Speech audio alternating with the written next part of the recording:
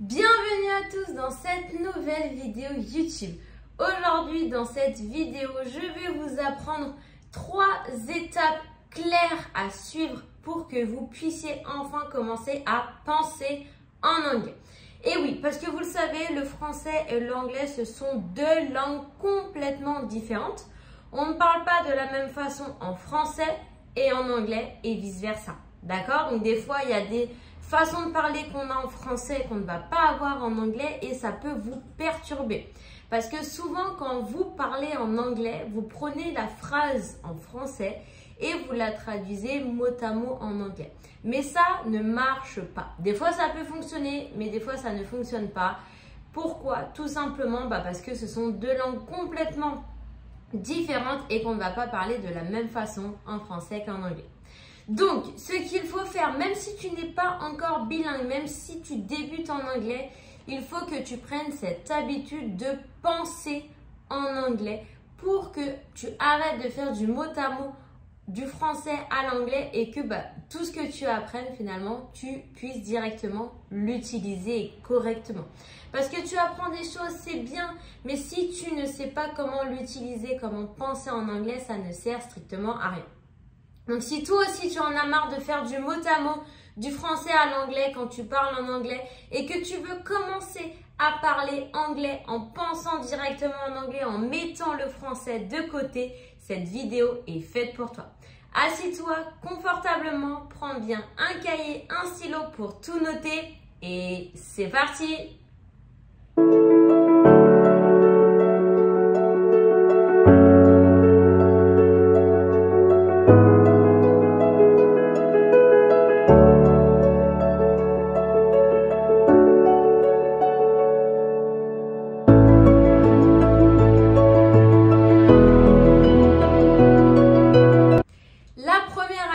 Cette vidéo, ça va être tout simplement d'arrêter de comparer un mot français à un mot en anglais.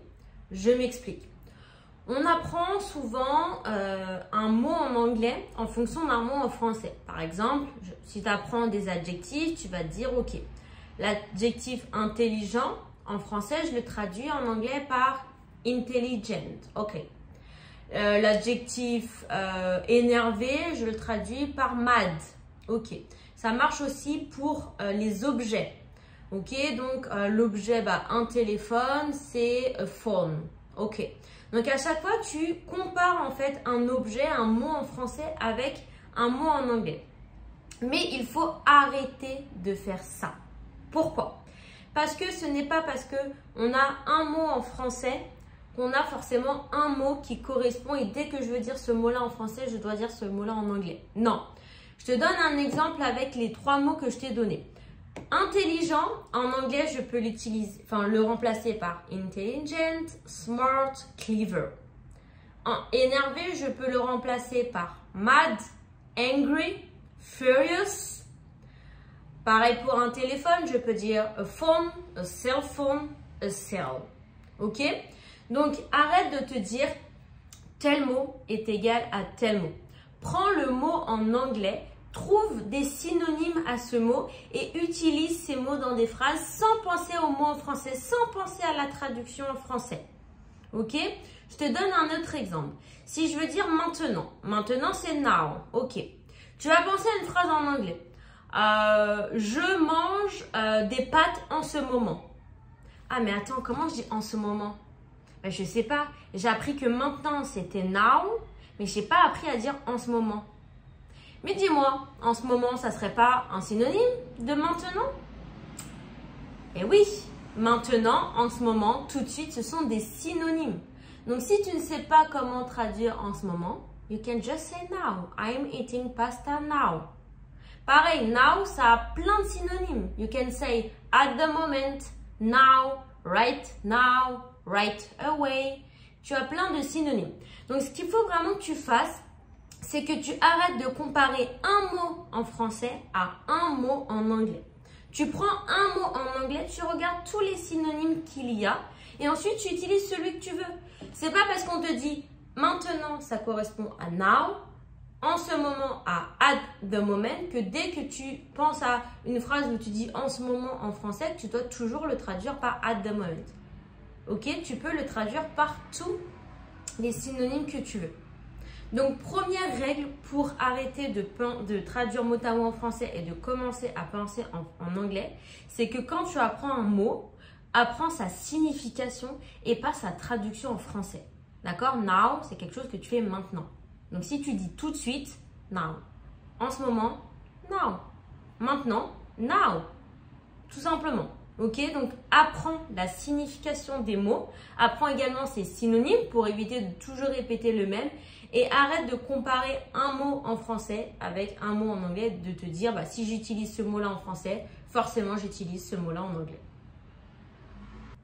Maintenant, la deuxième chose à mettre en place pour penser en anglais et arrêter de faire du mot à mot en français, c'est tout simplement de quand tu veux dire quelque chose, bien évidemment, tu auras toujours la phrase en français au début, c'est normal, mais de toujours penser à la situation et à ce que tu veux dire.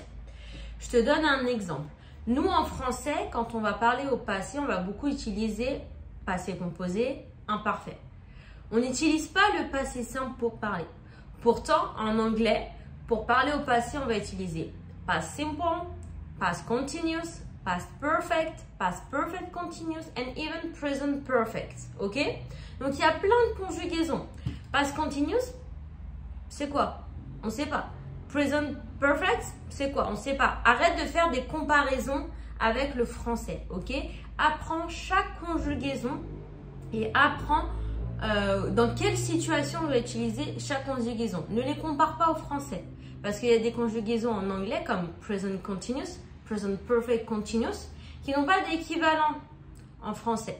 Donc, quand tu apprends une conjugaison, quand tu apprends un mot, apprends sa signification et apprends dans quel contexte tu peux l'utiliser. Pose-toi des questions. Ok, là, qu'est-ce que j'ai envie de dire? Si je dis par exemple, même si tu as une phrase en français dans ta tête, tu te dis par exemple, hier, je suis allée au restaurant. Ok. Est-ce que je parle au présent, au passé, au futur? Au passé. Ok, mais au passé, j'ai 4 passés. Past simple, past perfect, past continuous, past perfect continuous. Ok. Quelle est la situation de ma phrase? Déjà, je parle de quelque chose qui s'est passé hier. J'ai un indicateur de temps hier. Donc, on enlève present perfect. Ok? Est-ce que mon action a un impact sur le présent ou sur le futur? Pas forcément. Donc, j'enlève past perfect continuous. Fais vraiment comme ça, éliminatoirement, pardon. Ok, il me reste past simple, past continuous. Est-ce que c'est une action qui a duré dans le temps? Pas forcément. J'ai été au restaurant hier, c'est un fait, donc past simple. I went to the restaurant yesterday. Ok? Donc vraiment, arrête de penser en français, arrête de penser aux conjugaisons en français parce que finalement, en français, j'ai utilisé passé composé, en anglais, j'ai utilisé past simple.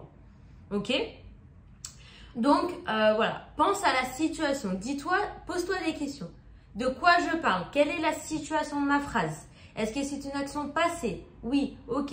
Est-ce que c'est une action qui a duré dans le temps, qui a progressé dans le temps? Oui ou non? Est-ce que c'est une action qui a un impact dans le présent? Oui ou non? Est-ce que j'ai un indicateur de temps? Est-ce que je sais quand est-ce que l'action s'est passée? Oui ou non? Et tout ça, vraiment, c'est des choses que tu dois apprendre. Bien évidemment, ce n'est pas des choses que tu peux apprendre tout seul. C'est pour ça qu'il faut toujours se faire suivre parce qu'on dit, voilà, je veux apprendre l'anglais tout seul, mais il y a plein de choses que tu ne peux pas deviner quand tu apprends une langue. Moi, dans ma formation d'anglais en ligne, je t'explique comment réfléchir en fonction de dès que tu apprends quelque chose, je t'explique comment réfléchir directement en anglais sans faire de comparaison avec le français. Donc, si toi aussi, tu veux apprendre les conjugaisons parce que tu as vraiment du mal avec les conjugaisons, tu fais trop de mots à mots et ça te donne des phrases incorrectes, n'hésite pas à m'écrire un commentaire, soit tu écris anglais conjugaison, ou alors tu m'envoies un mail à cette adresse-là, tu m'écris anglais ou conjugaison ou les deux et je t'expliquerai du coup comment tu vas pouvoir apprendre chaque conjugaison et vraiment apprendre la situation et quand utiliser chaque conjugaison et arrêter de comparer avec le français.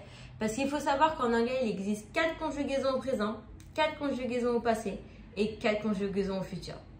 qui n'ont rien à voir avec le français, qui ne s'utilisent pas du tout de la même façon qu'en français. Donc vraiment, il faut apprendre la situation de la phrase et réussir à analyser ta situation, la situation de ta phrase pour que tu puisses du coup choisir la bonne conjugaison et ensuite créer ta phrase directement en anglais. Donc envoie-moi un mail et je t'expliquerai tout.